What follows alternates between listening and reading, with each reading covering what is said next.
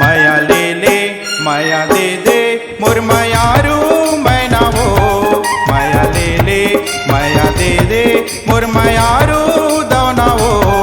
माया ले हूँ माया दे हूँ रंग रेला छला रे, माया ले हूँ माया दे हूँ रंग रेला छला रे। माया पीरित के बांधे बंधना, माया पीरित के बांधे बंधना, झन देवे तह छो।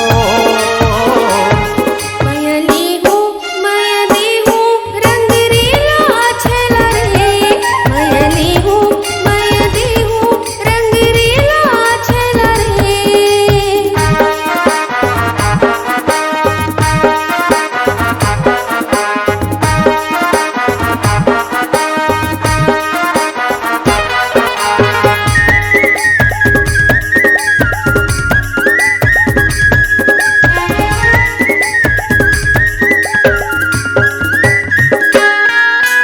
रंगे बिरंगी सवांगा पहिरे नैने दिखे गजरारी, कोपा के मोंगरा महके तोरे मने होगे मतवारी।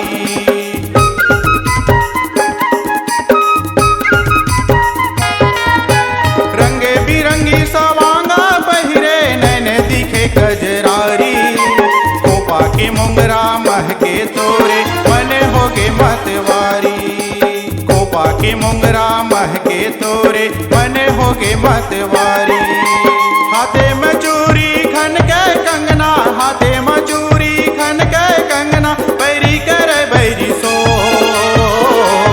माया ले हूँ माया दे हूँ रंग रेला छला रे, माया ले हूँ माया दे हूँ रंग रेला छला रे।